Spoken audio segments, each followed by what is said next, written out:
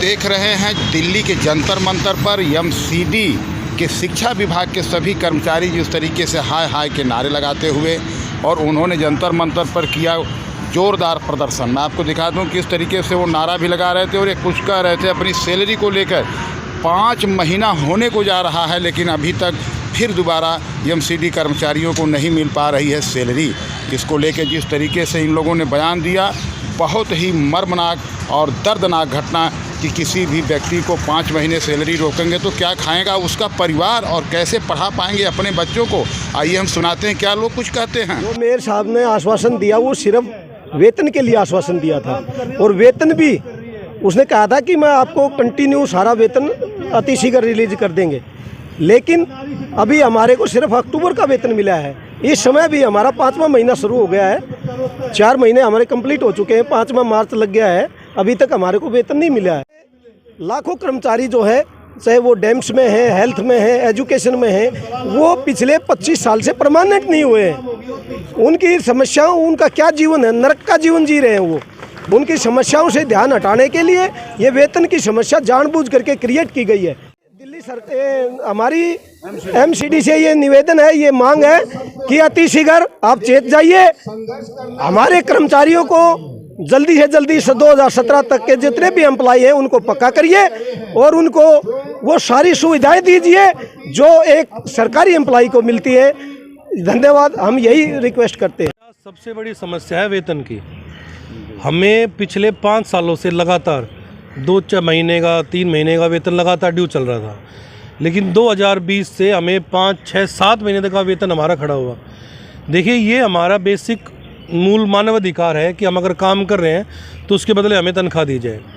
और निगम में लगातार शिक्षा विभाग जो है उसके साथ एक बर्ताव जो है वो सौतेला व्यवहार किया जा रहा है। जब भी दबाव होता है, सफाई कर्मचारियों को तनख्वाह देके आंदोलन को ख़त्म कर दिया जाता है, लेकिन शिक्षा विभाग को कभी भी उनका बकाया नहीं दिया जाता। आज भी शिक्षा विभाग में कार्यरत टीचर, सफाई कर्मचारी, अटेंडेंट, चौकीदार, किसी को भी तनख्वाह टाइम से नहीं दी गई है। अखबारों में दे दिए जाते हैं कि भाई निगम कर्मचारियों को तनख्वाह दी, लेकिन सिर्फ उन निगम कर्मचारियों को तनख्वाह दे दी जाती है जो रोड पर सफाई का काम कर रहे हैं। टीचर्स को और स्कूलों से जुड़े जितने भी एम्प्लॉई हैं उनकी तनख्वाह हमेशा बकाया रखी जाती है।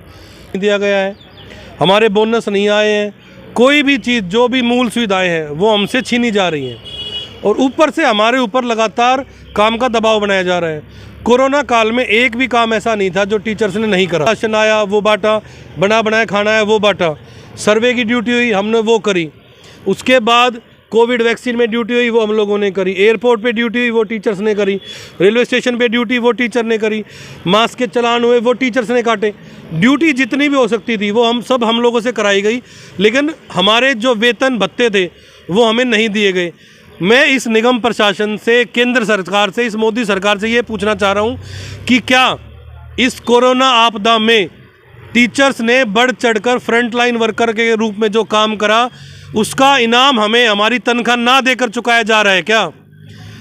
हर विभाग ने, चाहे वो आर्मी हुई, डॉक्टर्स हुए, पुलिस वाले हुए, उनको सम्मान दिया जा रहा है कोरोना ड्यूटीज़ करने के लिए, और हमें कोरोना ड्यूटीज़ करने के लिए हमारी तनख्वाह भी नहीं दी जा रही।